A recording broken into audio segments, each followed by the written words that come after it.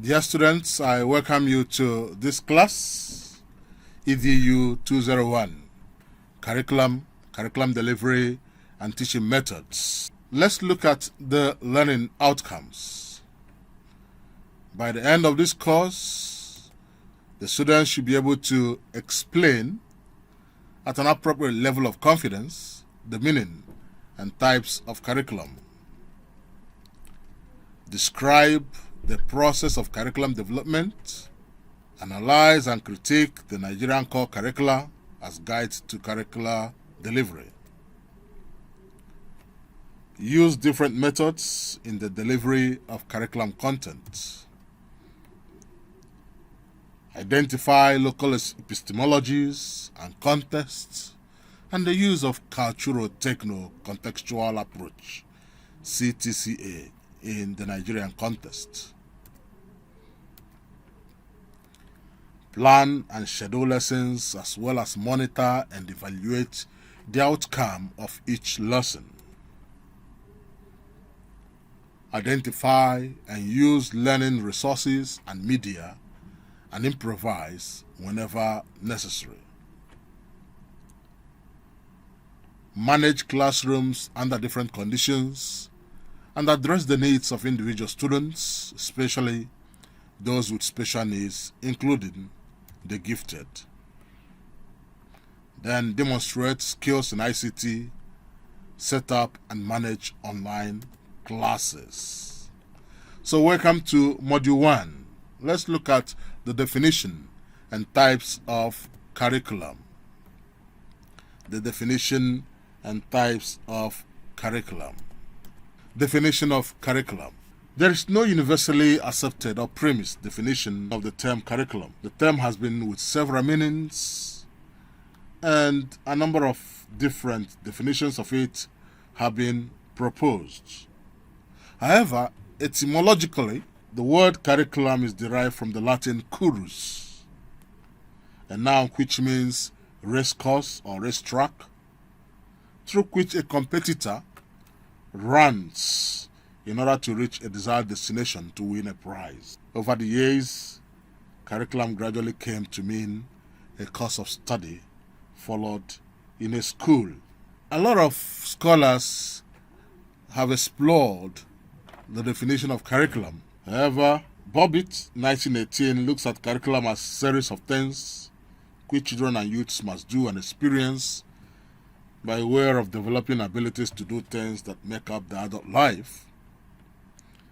Tyler in 1949 defines curriculum as all of the learning of students which is planned by and directed by the school to attain its educational goals.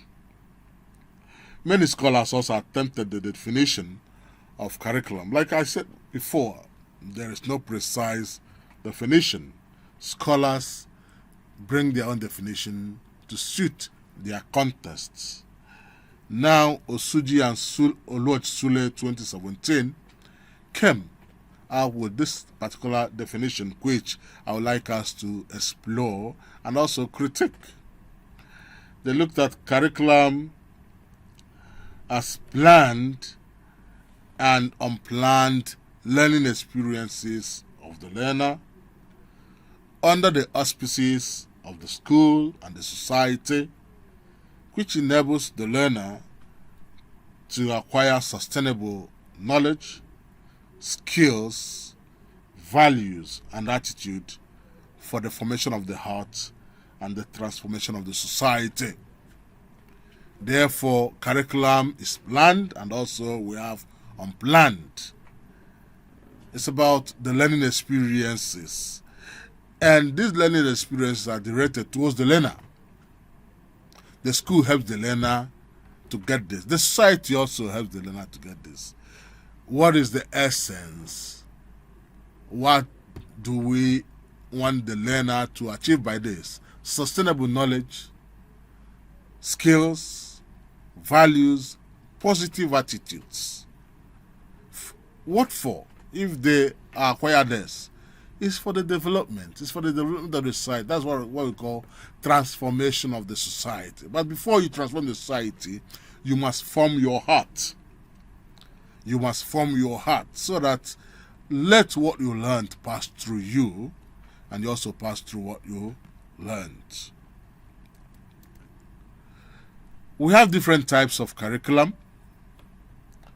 We have what we call the official curriculum, the actual curriculum, the achieved curriculum, hidden curriculum, formal curriculum, informal curriculum.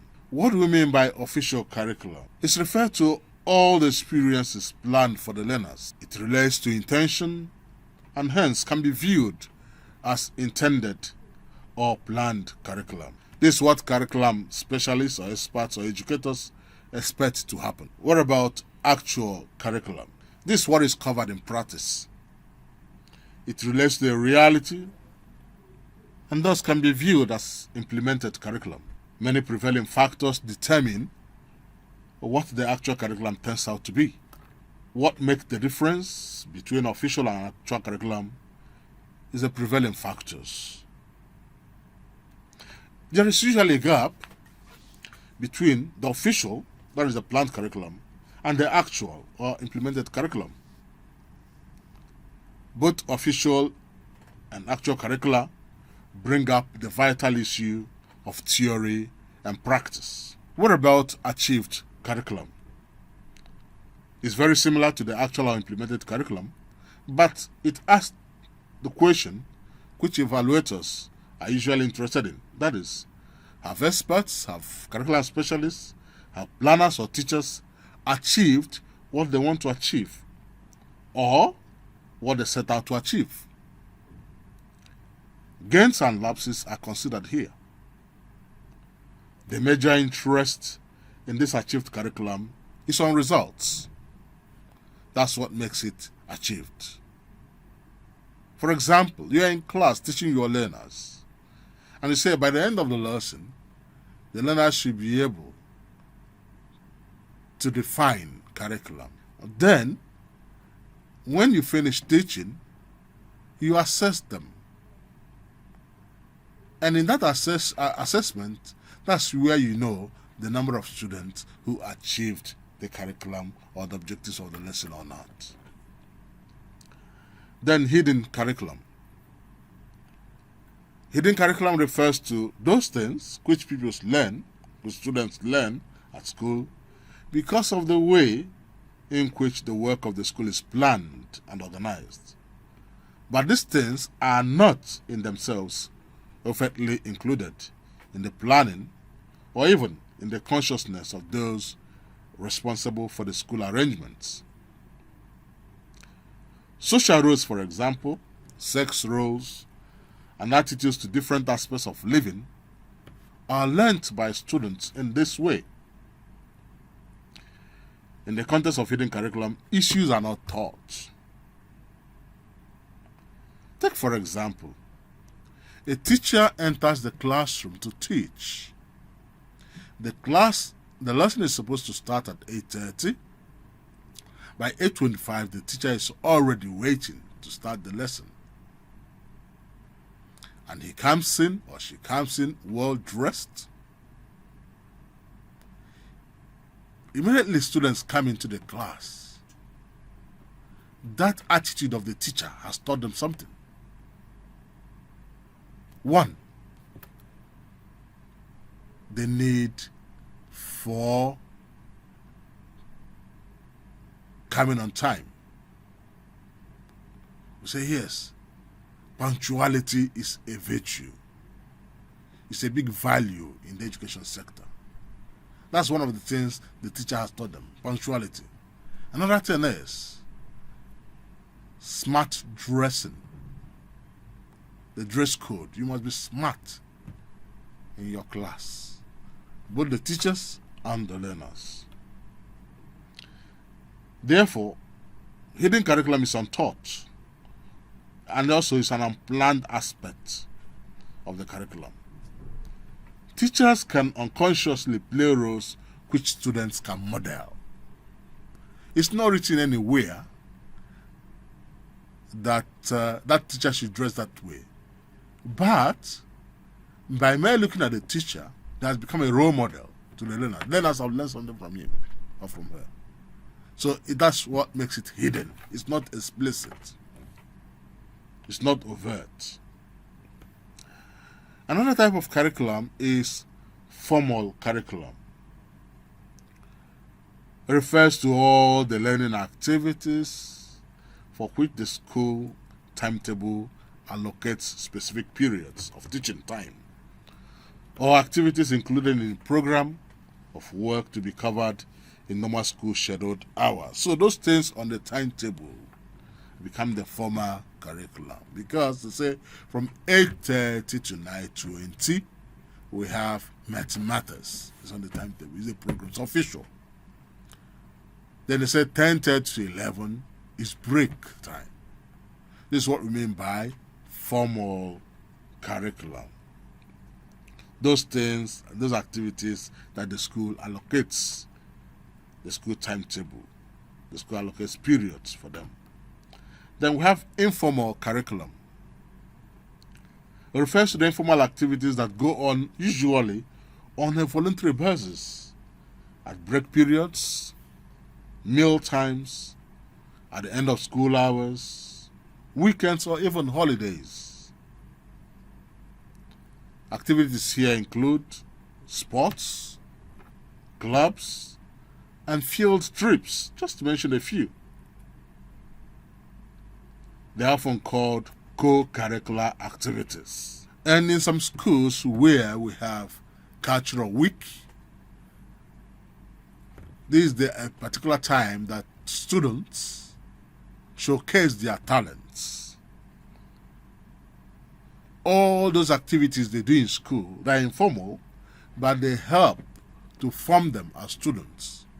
Some of them are part of the psychomotor domain, some part of the affective domain, especially when there is recollection for students, when there is dancing competition for students.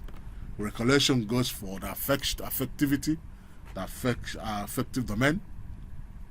Then the dance goes for the psychomotor domain. So in a nutshell, this may not be exhaustive, but these 6 types can form the main types of curriculum: the official curriculum, the actual curriculum, achieved curriculum, hidden curriculum, formal curriculum, and informal curriculum. Let's look at some elements of curriculum. You see, elements, what do we mean by elements? Here we are looking at what constitutes the curriculum. That is the salient features of the curriculum, which make for comprehensive definition. Here we're also looking at the components of the curriculum. There are 4 key components of curriculum: the objectives, the content, learning experiences, and evaluation. Some scholars call these components, some scholars call them elements. What do we mean by objectives? These are the intended learning outcomes. Intended learning outcomes. They are the expected behavioral changes in learners. They represent the kind of changes in behavior that the school seeks to bring about. It is important for the curriculum developers to know that it's expected, since this determines how it will be implemented in schools. The curriculum should be consistent with the educational aims of the given country. The government takes full responsibility for what happens to the curriculum. Now, coming to the classroom, when you have got your curriculum to implement, you have drawn your lesson plan, you have objective that you want to achieve by the end of the lesson. The instructional objectives. For example, by the end of the lesson, the learner should be able to draw the human body. Then we have the content The content is simply the subject matter. The content is simply the subject matter. It is divided into bodies of knowledge, the desired attitudes, values, and skills. The curriculum content must be applicable to the solution of the problems affecting the society which uses it. Therefore, you must provide a content that is useful to the learner and to the society. This by saying that the society and the learner determine the type of content that you present as a teacher or as a curriculum specialist or developer. Learning experiences. Learning experiences refer to the interaction between learners and the external environment. And learning experiences include people and facilities that provide for useful interaction. That is, what the learner has to interact with. That's the content, the teachers, resources, just to mention a few. The learner here is an active participant in the learning process, and hence the most effective means of education are the experiences provided and not merely the things the learner is exposed to. Therefore, the learner must be given the opportunity to explore different learning experiences.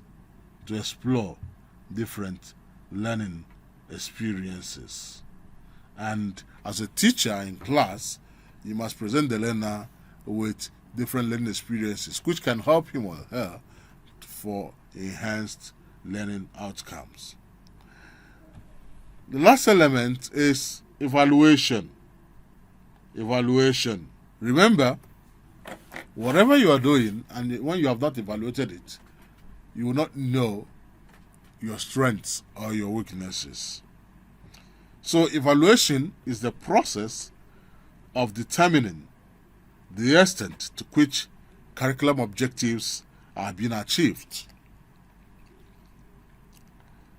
It is a methodological activity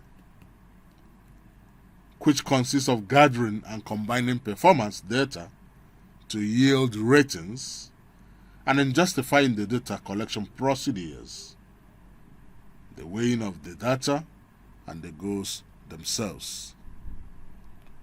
So in evaluation, do you judge the worth of an entity? You judge the worth of a phenomenon. You ask yourself, has this learner achieved what he or she set out to achieve? As I enter the classroom to teach, I set up my instructional objectives. How far have I achieved my instructional objectives? If my instructional objectives were to be 3, considering the 3 domains of learning, the cognitive, the affective, and the psychomotor, were my learners able to achieve these objectives by the end of the lesson? That is the essence of evaluation. Therefore, dear students, we shall stop here today. In our next module, we will be looking at trying to expatiate these curriculum elements and citing much examples on how we can understand them better. So I thank you for listening and I wish you well. I remain your servant and your teacher, Osuji Gregory Ekene, Marist brother from Godfrey Okoye University, Enugu, Nigeria. God bless you.